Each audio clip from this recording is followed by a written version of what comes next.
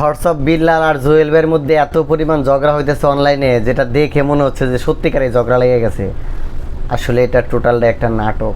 আপনাদেরকে এই ভিডিওতে সেটা ক্লিয়ার করতে চাই। কারণ তারা দুইজনে, একজন হচ্ছে ব্রেন মেসেজ করে আর একজন হচ্ছে তার থটস বিক্রি করে।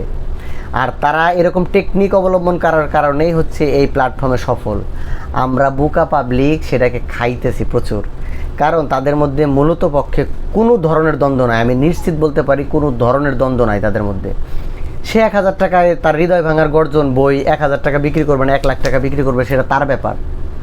জুয়েল ভাই কেনই বা এটার মধ্যে কাউন্টার দিবে? তো মূলত বিষয়টা হচ্ছে অন্য জায়গায়। কারণ থটস অফ বিল্লাল একজন পপুলার পারসন, তার lakh lakh crore crore million million view হয়। জুয়েল ভাইও হচ্ছে টেকনিকে তার ভিউটাকে কিভাবে তার পেজে নিয়ে আসা যায় সেই টেকনিক অ্যাপ্লাই করছে। ওই যে তার পেজের নামই হচ্ছে ব্রেন মেসেজ, ঠিকই কিন্তু সে মেসেজ করতেছে।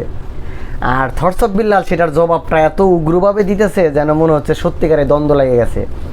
বিষয়টা এরকম না, তাদের মধ্যে কোনো দ্বন্দ্ব নাই। আমি ব্যক্তিগতভাবে বলি এটা কোনো দ্বন্দ্ব না, জাস্ট তাদের পেজটাকে, একজন আরেকজনের পেজটাকে প্রমোট করার কাজে এটা ব্যবহার হয়েছে। আর এত পরিমাণ এই অল্প সময়ের ভিতরে প্রমোট হয়েছে, সেটা অকল্পনীয়। তো এরকম টেকনিক যদি আমার আপনার মধ্যে থাকে তাহলেই কেবল এই প্ল্যাটফর্মে সফল হওয়া সম্ভব, নচেত না।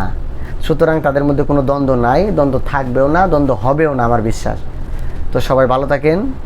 আমার পরামর্শটি আপনার কাছে কেমন মনে হয়েছে অবশ্যই মন্তব্য করবেন। ভালো থাকবেন, আল্লাহ হাফেজ।